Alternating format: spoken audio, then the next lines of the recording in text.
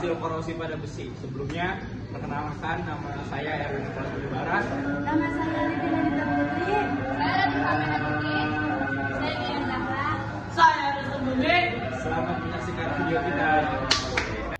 Sesungguhnya kami telah mengutus rasul-rasul kami dengan membawa bukti-bukti yang nyata dan telah kami turunkan bersama mereka Alkitab dan neraka keadilan supaya manusia dapat melaksanakan keadilan. Dan kami ciptakan besi yang padanya terdapat kekuatan yang hebat dan berbagai manfaat bagi manusia supaya mereka mempergunakan besi itu dan supaya Allah mengetahui siapa yang menolong agamanya dan rasul-rasulnya padahal Allah tidak dilihatnya. Sesungguhnya Allah Maha Kuat lagi Maha Perkasa. Surah Al-Hadid ayat 25.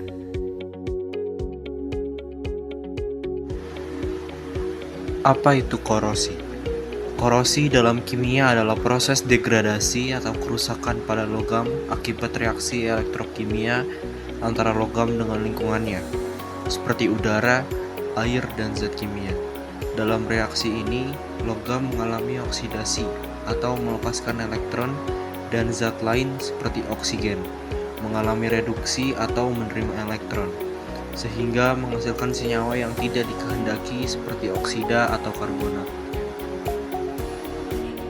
Cara mencegah korosi.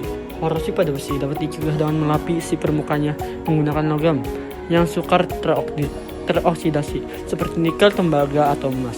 Selain logam, pelapisan juga bisa dilakukan dengan bahan non-logam seperti cat, plastik, atau vaselin agar udara dan oksigen tidak bersentuhan secara langsung dengan besi. Cara lain yang sering digunakan adalah proteksi katodik, yaitu dengan menghubungkan besi ke logam lain yang lebih mudah teroksidasi seperti magnesium. Melalui metode ini, besi berperan sebagai katode sehingga tidak mudah berkarat dan lebih tahan terhadap korosi. Faktor penyebab korosi. Faktor penyebab korosi adalah adanya air dan oksigen, di mana air berperan sebagai medium, elektrolit, dan oksigen sebagai agen pengoksidasi. Selain itu, faktor lingkungan seperti suhu tinggi, kelembapan ekstrim, atau keberadaan elektrolit lain, misalnya garam pada air laut atau asam pada air hujan, mempercepat reaksi kimia korosi. Faktor-faktor internal meliputi komposisi logam itu sendiri, perbedaan potensial antara dua logam yang bersentuhan, korosi galvanik, permukaan yang tidak rata, serta keberadaan zat pengotor atau mikroba tertentu yang dapat memicu oksidasi.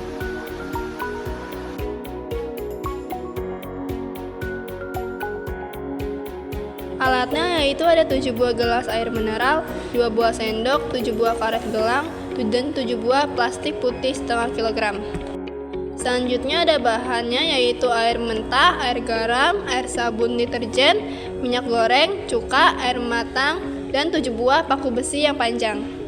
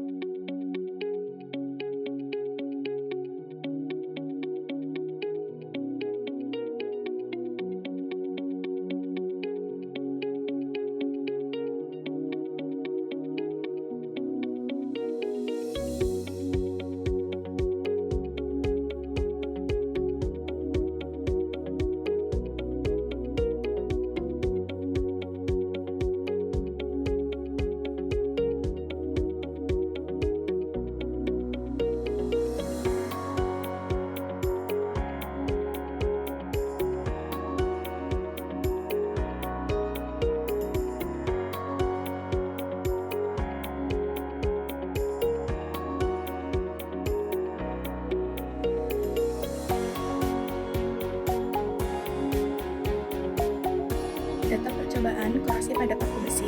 Pemicu korosi tercepat yaitu terdapat di air mentah, air matang, dan air garam yang menyebabkan paku hampir penuh berkarat dalam 7 hari. Pada garam terdapat elektrolit yang sangat mempercepat proses karat, dan kondisi karat terhambat atau tidak ada karat yaitu terdapat di udara kering. Paku tidak berkarat ini menunjukkan air sangat penting untuk memulai korosi. Dan pada air deterjen dan cuka, paku tidak berkarat, zat ini berfungsi sebagai inhibitor atau penghambat kimia. Dan yang terakhir minyak goreng, karat hanya terjadi sangat sedikit. Minyak berfungsi sebagai penghalang fisik terhadap air dan oksigen.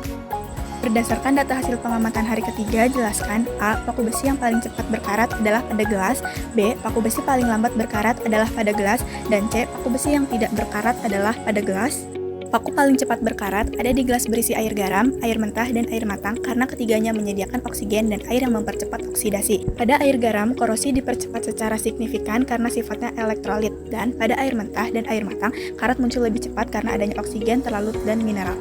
Paku berkarat paling lambat ada di gelas berisi minyak goreng. Minyak membentuk lapisan pelindung yang menghalangi kontak paku dengan air dan oksigen sehingga proses korosi berjalan sangat lambat, hanya menunjukkan sedikit perubahan warna hingga hari ketiga. Paku tidak menunjukkan tanda-tanda karat di gelas berisi udara, air deterjen, dan air cuka. Pada udara tidak ada medium pendukung reaksi korosi atau air. Pada air deterjen membentuk lapisan tipis pelindung logam dari oksigen dan air. Dan pada air cuka sifat asamnya justru memperlambat korosi dengan membentuk lapisan oksida pelindung. Paku tetap bersih hingga hari ketiga. Berdasarkan hasil pengamatan hari ke-7, A. Paku yang paling banyak berkarat terdapat pada air. B. Paku yang berkarat paling sedikit terdapat pada gelas. C.